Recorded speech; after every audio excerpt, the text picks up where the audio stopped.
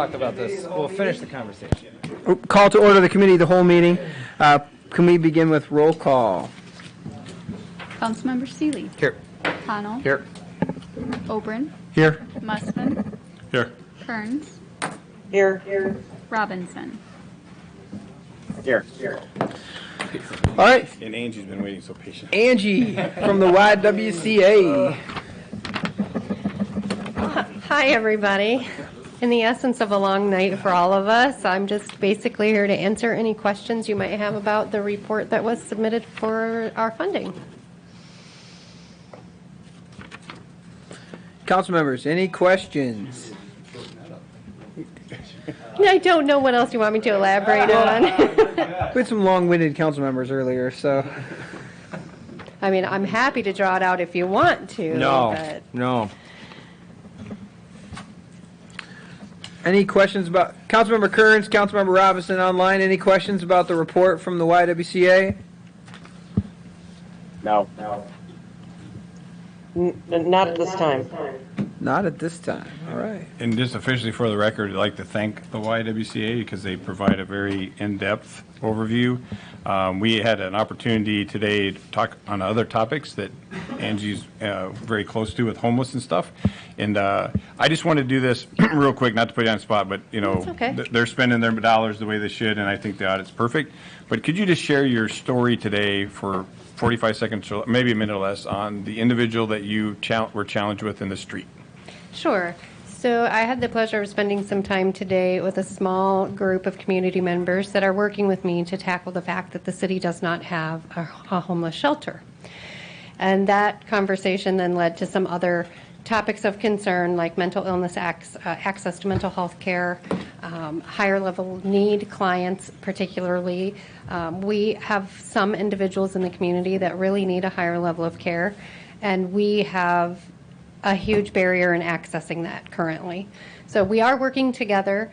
It's a wonderful collaboration, which is very beautiful to be part of, but that doesn't solve the problem. So even if there are 44 of us tackling the issue, if we can't access the care, it doesn't matter how many of us are around the table. So we have a particular individual who often needs care, so much to the point that we're on a first name basis with the individual. And that's all it takes to hear is just the first name. And he's a well-deserving community member. He, when on medications and properly medicated and doing well, is very productive, holds jobs, can rent an apartment, does very well. On the flip side of that, when he's not on his medication and has a mental health concern, we cannot access his care here. So we spent the upwards of 9 hours addressing his immediate mental health crisis. He was then, unfortunately, incarcerated in Clinton County Jail because he has mental illness that we cannot access appropriate levels of care for. And it's, to me, very disheartening because I want to serve him with access that he deserves and access that I know can get him on the right track. And it feels very wrong to criminalize mental illness because we don't have appropriate access to his level of care needs. So we are trying to put this all together because homelessness, mental illness, lack of productivity in the community all go hand in hand. So we want to find a resolution that allows them to be in a home, to be members of the community, to access their needs in our community instead of having to tackle transportation issues, access issues, to get them to another community. We want their money funneled here. We want them to know they're loved in this community. We want them to know that we see them and that we want to help them and that homelessness and mental illness are not going to be criminalized here. But because it was really our last option, he's currently in jail. And I can't stop thinking about him. And just talking about it today with Matt made me, it's heartbreaking to me, and we're not doing a good service for them. So I'm open to any suggestions that anybody has, but that's what we're currently working on as a committee to try to tackle. And just wanted to plant a seed because this is just my opinion, not the count. My opinion is that now we've moved we had regionalization, which we can't even get them in there, which is in Quad Cities. So the money goes there. And now we're taking mental health dollars and sending it to the state. Correct. And I'm just really concerned that we're going to have these same things, but, times 40 that are occurring, and we don't have a solution right here in our city. And so that's where we're just trying to wrap our hands around. What do we create here where we could have a nice niche that could be supported, self-supported, maybe some state and federal funding, but we can take care of it here. And then we handle it in-house versus having these situations arise. And these are not one-offs. This happens quite the frequently. time. And a lot of times we can't even put them into jail because that won't work with a couple folks. They let them out. So we also have that problem too, is it's a revolving door. And then, and Mercy One is not the place that we need to be dropping people off. We had that conversation with Mercy One as well. But I just want to have her take time because that was kind of a poignant part of our discussion today, and make sure you brought it up of what the Y is trying to do and also what this other group is trying to do as well. But we appreciate all you do every day, ma'am.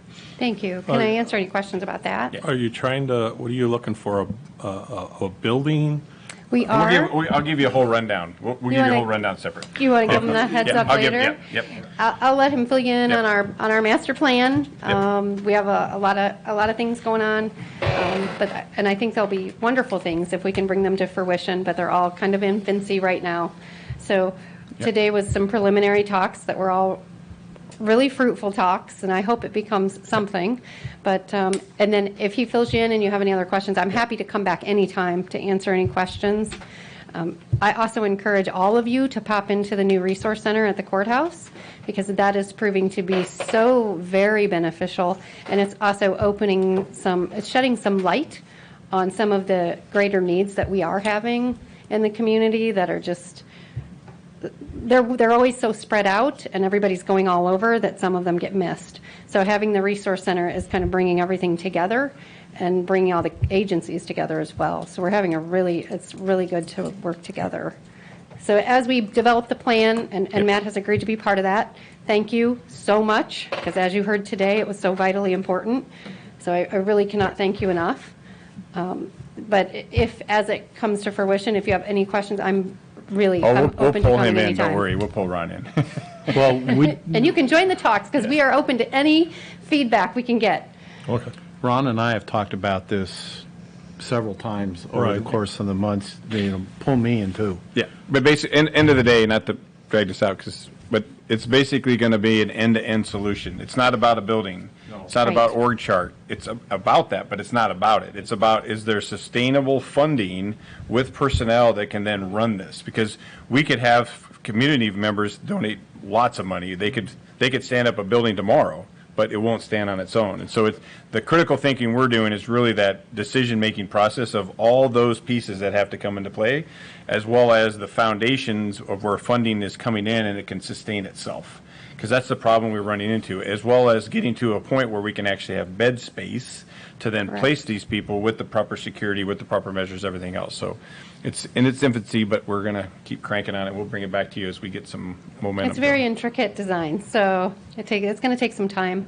There'll be a lot of conversations along the way, and there are a lot of very supportive agencies. The sisters have been phenomenal supporters, actually taking charge. We wouldn't even be here today if it wasn't for the charge of the sisters. In the final explosion of goodness, can you tell real quick that with the police department and with the outreach empowerment, what happened with the 3 people from the bridge?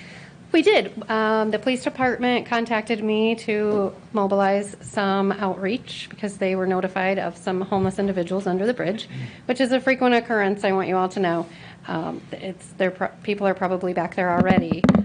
But we mobilized, and we have 4 of the 5 individuals that we located in a safe location, and they are all moving towards having their own rental units.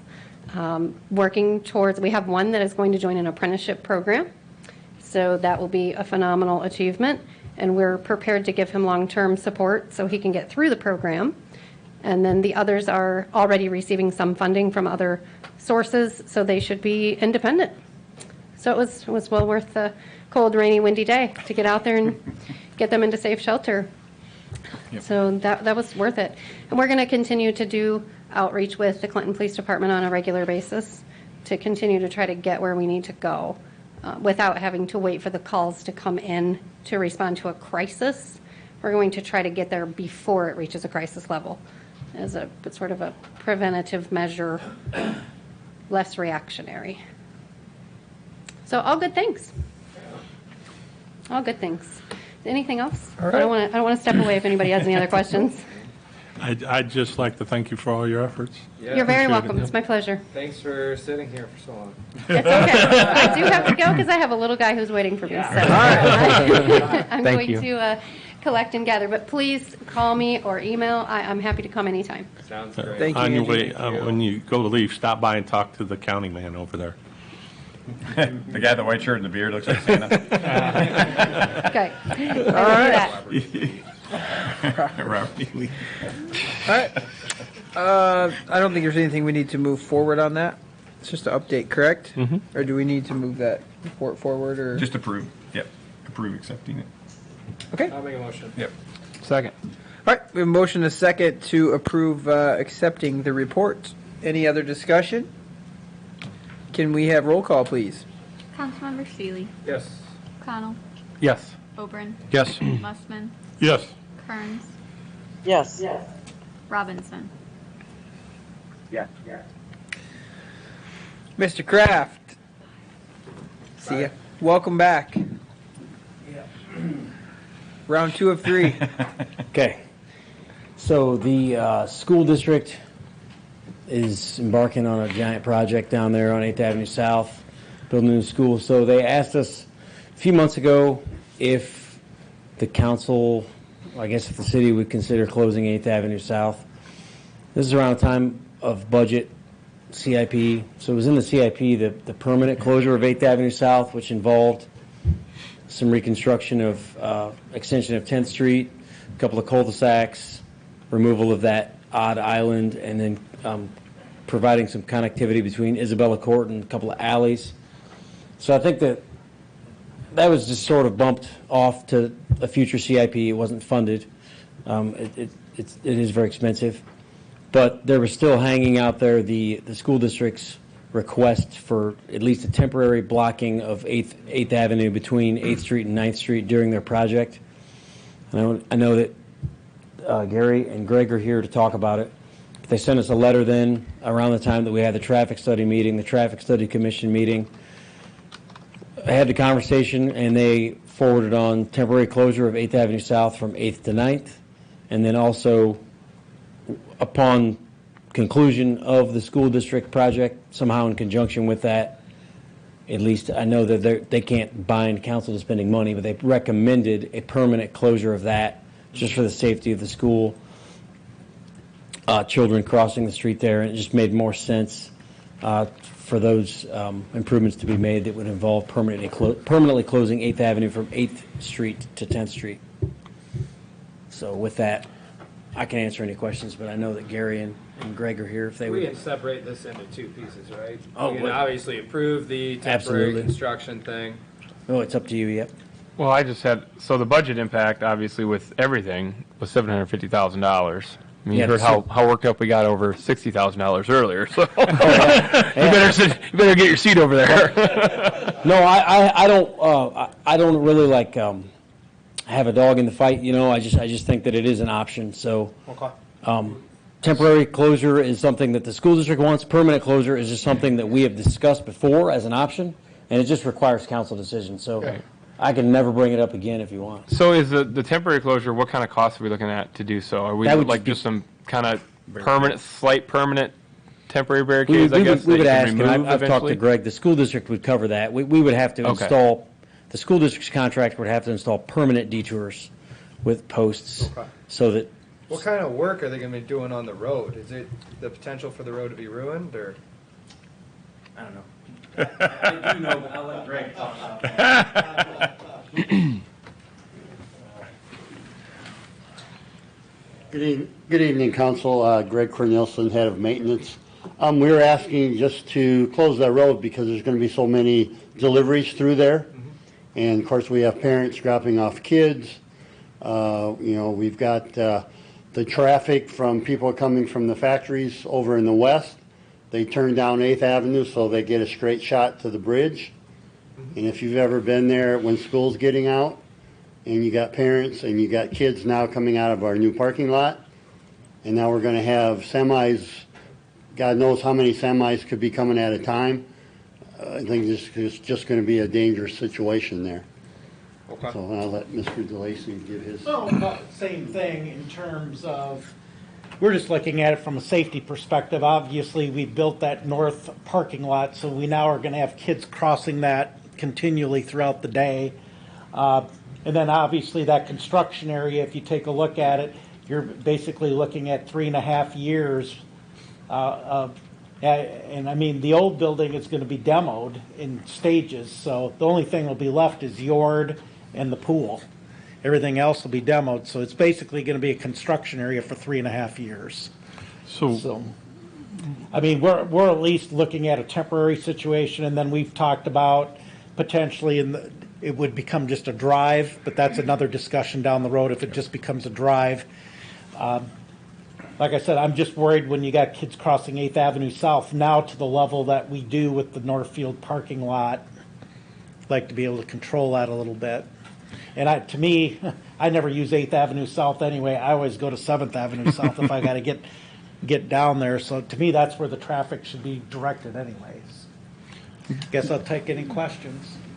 I guess my one question is the same way with Councilman Connell had and Seeley is that what kind of damage is going to be happening to that road? You're going to bring in heavy trucks, 80,000 pounds plus, to bring equipment down there. What's our cost on that? Are the roads going to hold up to all that for 3 years? Well, I mean, it's going to be a construction site, so I mean, I guess, is the contractor going to be maintaining this, plowing and kind of making sure that stays clear for your sake, I guess, or is that your responsibility, or? Well, I assume, like anywhere else, they have to maintain the street if they get mud and dirt and gravel on it. As far as if it gets partially closed or temporarily closed, we probably would be the ones plowing it, I would guess. Yeah. That'd be a discussion with the contractor. We haven't had that yet. Were you looking also to notify all the houses in the area of the temporary closure? I guess that's that'd be part of it. usually something the city does, probably, I would assume. Well, and a lot of people are going to be stuck using alleys only. Right. But that, I believe that. What kind of alley's shape been or- concreted now? Is my it- understanding? Is it in decent shape, the alley?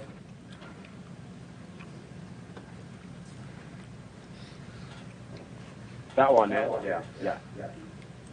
The alley's been paved, east-west alley has been paved. There's a couple. That one right there? That's been paved? Yeah. That's asphalt. Okay. Yeah.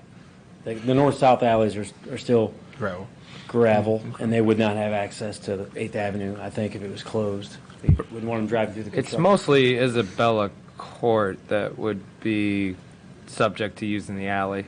Yeah. Right.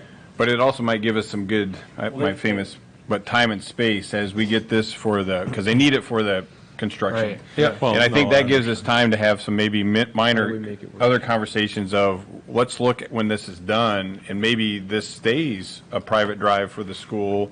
And we look at, and Jason's done some look already, like he mentioned before, putting 10th Street that would come all the way through here, putting a cul-de-sac at the end of Argyle, maybe even a cul-de-sac at Isabella, other things that we could do over during the same time that the construction is going on, have the conversation with the council and the school. What is going to be the best laid plans of mice and women and men on this area here as we go forward? Because, we always have issues anyway, as Gary and I have had the conversations with garbage trucks and everything else, just because it's so busy in that area. We've got a little bit of breathing room by having the parking lot that the school did over here, but also, as they mentioned, all those kids are going to be crossing the road. So does it make sense to have this more of a controlled access point where we don't have, and Greg's spot on, is when they come off of Bluff, they're heading to the bridge and because we've had speed cameras and stuff set up, so they do go there. So, I mean, not to mention a fire engine Yes. going through there is going to be really difficult on some of those. If Yeah. they got to go Well, down through what- that alley or whatever. So Yep, to just get in there. Kinda, I mean, it's just, my mother lives not far from there, and it's over on by the college over there, and it's nuts anyway. Just when the school lets out, Yeah. even before they move to the field over there. Can you open up just a little bit, kind of, what is the word, zoom out so we can see all the way down? Right, there we go. Top-notch tile renovations, right?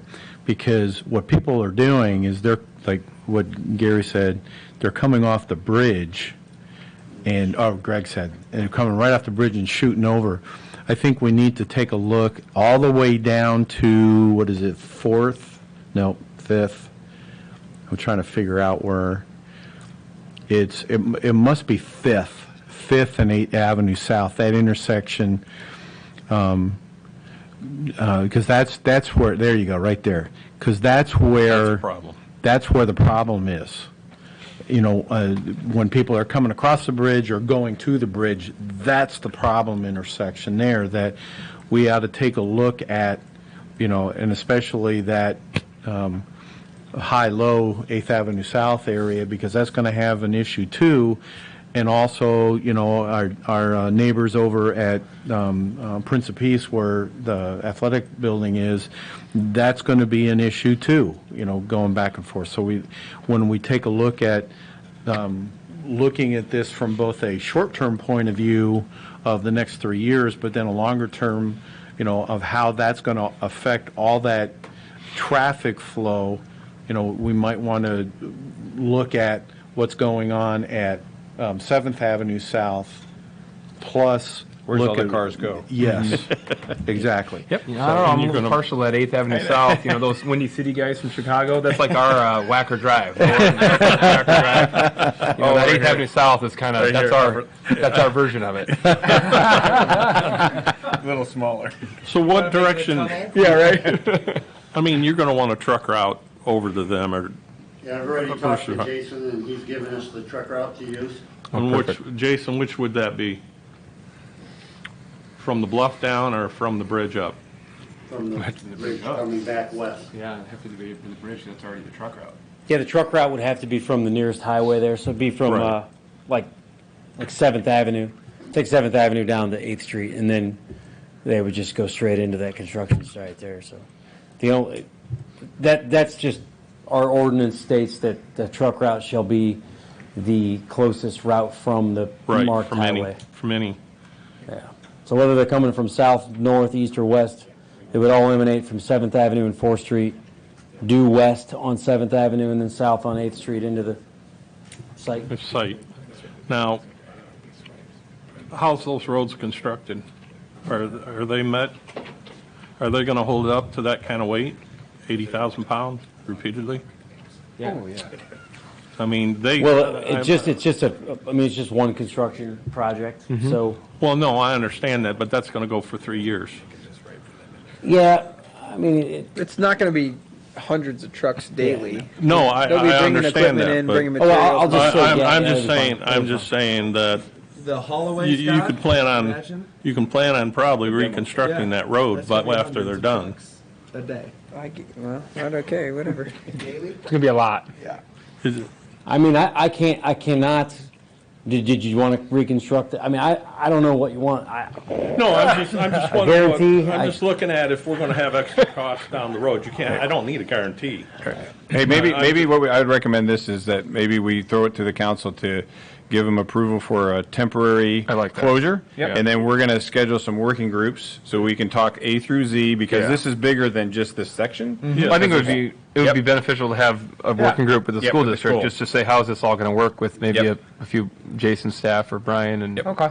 That way they can move forward, because this is an awesome project. I'll make that motion. I'll make the motion to move for the temporary closure for the construction. I'll second it. Okay, we have a motion and a second. Roll call, please. Councilmember Seeley, yes. Connell, Yes. Oben, Yes. Mussman, Yes. Kearns, Yes. Robinson. And Greg, we heard in that motion that you have to stay until the renovation's completed.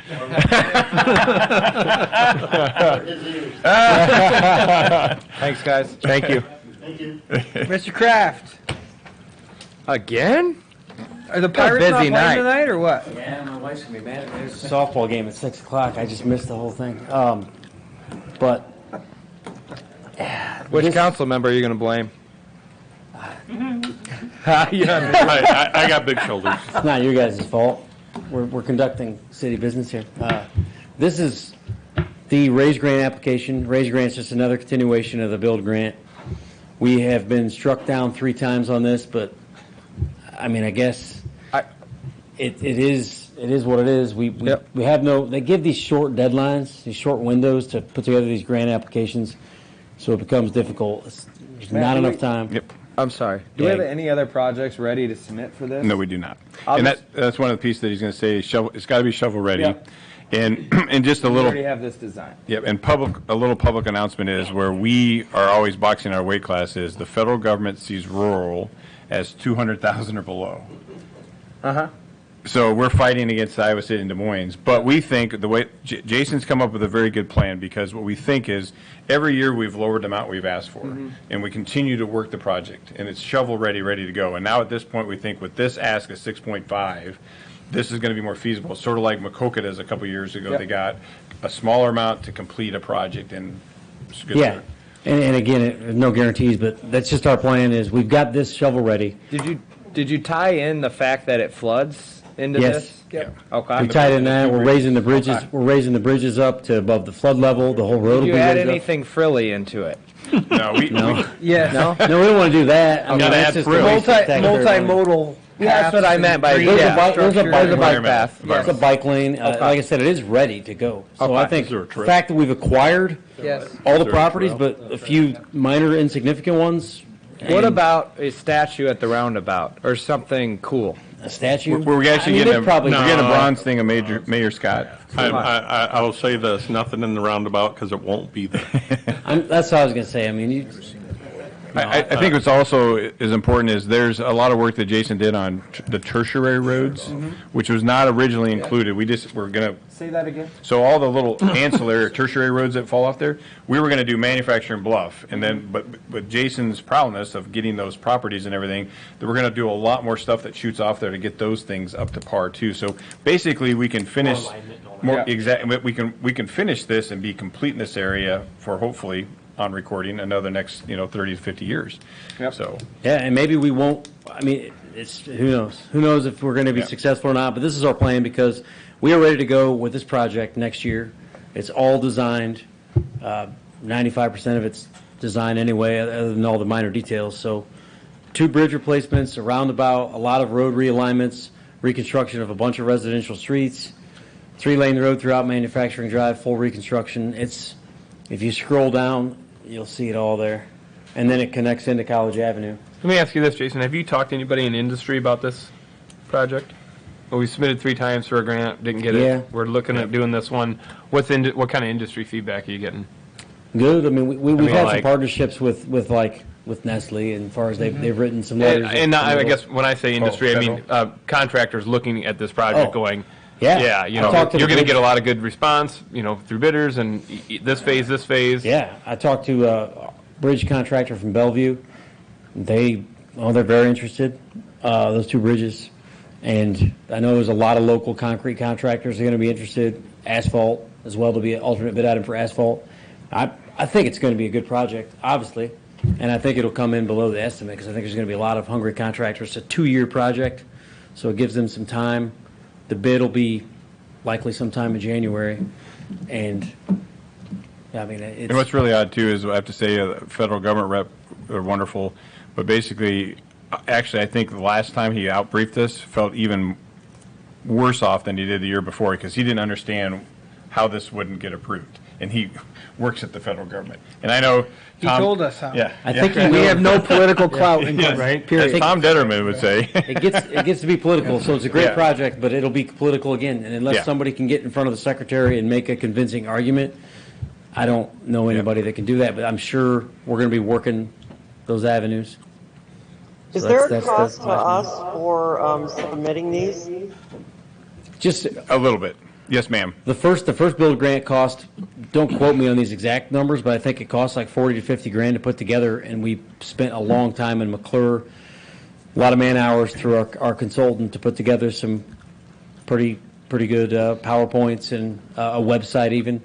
And every time since then, it's probably $5,000 to $10,000 a piece. It's just rehashing the old agreement. I mean, the old application. So there is a cost, but Well, you've already done everything, right? yeah, it's a minor risk for a huge reward, I guess. Is Yeah, the and way it's we less look than at I it. thought it was.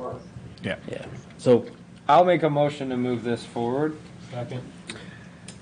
Motion and a second. Any discussion? Can we have roll call, please? Councilmember Seeley? Yes. Connell? Yes. Oberon? Yes. Mustman? Yes. Thanks, Jason Crab. Kearns? Thanks, Jason. Thanks, Jason. Oh, thanks, Jason. I'll say yes, but I think we need more shovel-ready programs. What was that? I agree. What did she say? We need more shovel-ready Shovel-ready programs. programs. Amen. Robinson? Yeah. All right, police chief, we're gonna move you to the end. Wait, he's at the He end. has to wait till after the closed session? Yep. Did they do that on purpose? I think the city clerk does it on purpose. Sorry, get a complex. All right. I fell asleep once back there. Mayor, City Council, Kevin Gyrion, Police Chief. I'm here today because we met back in December with a small group of council people to study our towing policy and see if we needed a new towing policy, and the consensus was made to for us to research the area. We researched all the mid-sized cities our size and comparable metropolitan areas, and we come up with what we think is a good towing policy. We submitted it to ICAP and to our legal team, and Pat's made his changes to make it legally more attractive, and that's where we're at. So I thought it was very good. Yep. Yeah. Accomplishes what you need. it's worth being last to hear you say that. Yeah. I'll make a motion. I've got a question. Not so fast. So we've been using private companies that have their own storage facilities pretty much, right? Unless there's a piece of evidence does that go to their facility, or do we have a facility we're trying to? Well, in the past, we've been fortunate and only had small amounts of evidence that we need to contain, and we put in our garage and stuff like that. But this closes that loophole, so it prepares us for, God forbid, we need more space for evidence. That's kind of, I was wondering if there's that backup plan to where we should we be looking at just one facility or one area for? And I know we've talked about that a little bit at one of the other Yep, places. we are, not to digress, but we're going to, Dennis is actually leading the charge to put one right just north of the MTA. Right. The north section of that building will be actually secured for that. Okay, Yes. I just wanted to make Like sure if that's within something. the existing? Yeah, it's the one got blown over, excuse me. Yeah. The one got blown Yeah. over in Del Ratio, so it's going to be a Okay. new building with a fence around it. The actual metal building will be split in half. Half will be the MTA, and then the other half will be police. Just for that very reason, to put anything that we need to secure there. And then they would all have to drop at our facility, basically. If it's evidence, sure, yes. Yes. Okay. Okay. That makes sense. And it doesn't limit anybody's towing ability within the city, it's just what we're contracting with. That's Okay. all. Chief, I Now have a you may go question. ahead. got one now. Rhonda, go ahead. One of the concerns that you had when we all met was that there previously was a car that was evidence and several people were able to have access to it, blah, blah, blah. And in the new proposal, you mentioned that any car that's being held for evidence has to be under lock and key. And I wish I could tell you what the section was, but I'm dealing with vertigo right now, so I can't even do that. In fact, I'm speaking to you all with my eyes closed. But I wondered if there should be something written in that section that says that no one has access to the car without police approval, because, if it was my car and my driver's license was lost in there, or, my glasses or something, I might go to the facility and ask for it. But we don't really know what they're going for. That might just be an excuse that somebody gives. So should it be beefed up a little bit to say that it has to have, police escort or police approval or something like that? That was the only concern I had. If it's of evidentiary value, we're going to take extra steps to maintain a chain of evidence, so we would work with them on that. But it does say that to be under video surveillance and it has to be lock and key, but if it's evidentiary value, we're going to take extra effort to maintain that integrity. Okay. All right. Thanks, Chief. Thank you. I believe I had a motion. Yes, sir. I'll second now. Now I have a second. Any other discussion? Roll call, please. Councilmember Seeley. Yes. Connell. Yes. Oberon. Yes. Mussman. Yes. Kearns. Yes. Robinson. Okay, Councilmember Robinson, any updates or things that you'd like to throw out there? Not at this time. All right, Councilmember Kearns. Nothing for the public. Cody, real quick, I'll meet you tomorrow if I can, if I'm over this thing. Oh, yes, thank you. I'd appreciate it. 5 o'clock. Okay, But if you're Councilmember- sick, that's okay. Councilmember Hope you feel Seeley. better. Any I've- updates? No. Councilmember Connell. No, thank you. Councilmember Oberon. I just like to, I don't want to say, because Matt, I know you didn't have much to do with it, but you told me today that we have trees all over town, and I saw them. Yep. And Oh, yeah, I did too. Trees Forever is Yeah. going to be just, I mean, awesome. I want to But- give thanks to Nice Zane. looking trees. Give thanks to Zane. yeah, Zane, okay, Zane's some. 19th. 19th and downtown and all over. I mean, On Highway 30. we had an opportunity. We had that list that we put together like, I don't know, last October.